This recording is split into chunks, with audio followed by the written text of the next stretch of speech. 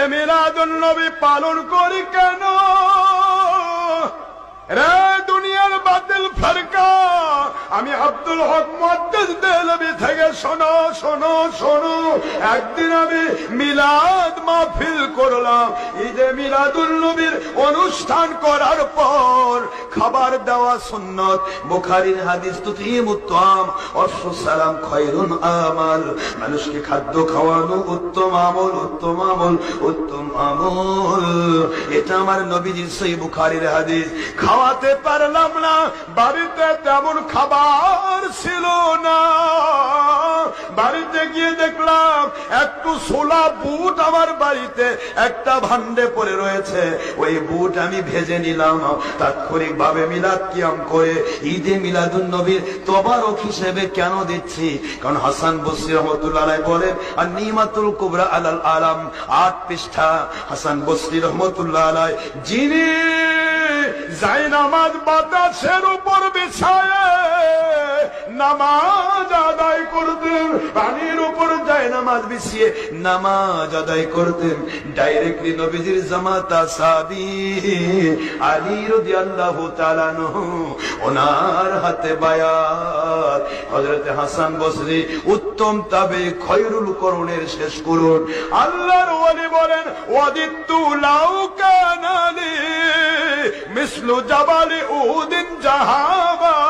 আমার কাছে যদি উহুদ পাহাড় পরিমাণ সোনাও আমার আল্লাহ দান করতেন, ফানফাকতুহু ব্যয় করে দিতাম।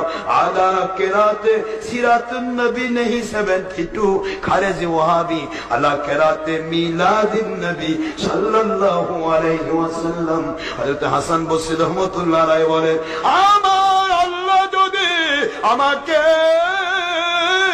আমাকে যদি উহুদ পাহাড় পরিমাণ সোনাও দান করতেন, পুরা সোনাগুলি মিলাদুল নবী ঈদে মিলাদুল নবী পালন করে এর মধ্যে মানুষকে খাওয়ানোর জন্য পুরা উহুদ পাহাড় পরিমাণ সোনার টাকা পয়সা সব আমি আল্লাহর রাস্তায় ব্যয় করে দিতাম।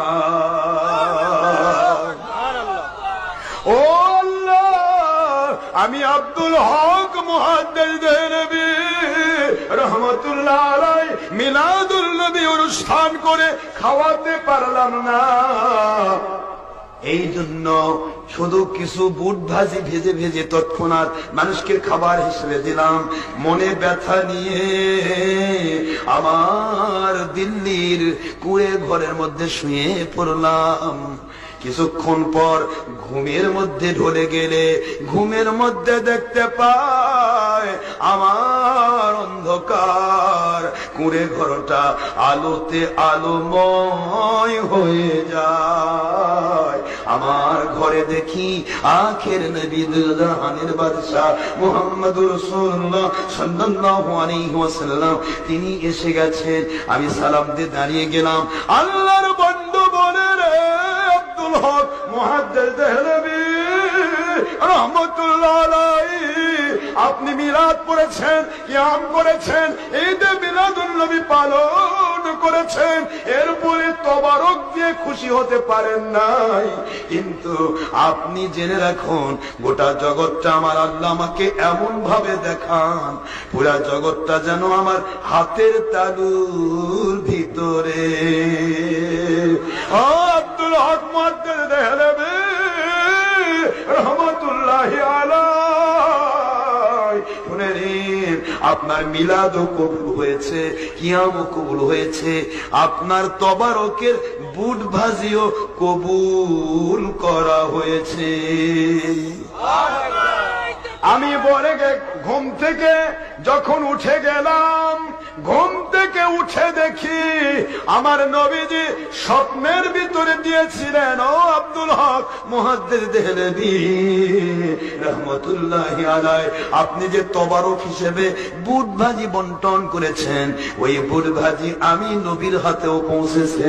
আমার বুট ভাজির প্রয়োজন নেই, আপনাকে শুধু জানানোর জন্য এসেছি। আপনার বুট ভাজি আপনাকে দিয়ে গেলাম, আপনি খুব খেয়াল রাখবেন, আপনার মিলাদ কবুল হয়ে গেছে।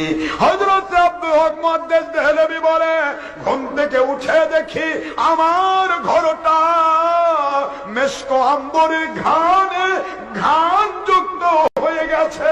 আর আমার হাতের মধ্যে স্বপ্নে দেওয়া নবীজির সেই তবারক, বুট ভাজি তবারক আমার হাতের মুঠির ভিতরে। বুঝতে পারলেন? আমি সেই সময় থেকে বুঝে নিয়েছি আমার কোনো আমল কবুল যদি নাও হয়, একটি আমলের আমি কনফার্মেশন পেয়েছি। আমার নবীজি বলেছেন তোমার মিলাদ কবুল, তোমার কিয়াম কবুল, তোমার দরুদ কবুল, তোমার ঈদে মিলাদুন্নবী অনুষ্ঠান কবুল, তোমার তবারক কবুল। আল্লাহ এই কবুল যোগ্য আমলটাকে বলেছি শানদার আমল। ও ये है कि मजलिस मिलाद के मौके मैं अब्दुल हक मुहद्दिस देहलवी खड़ा होकर सलाम पढ़ता हूँ। सुभान अल्लाह।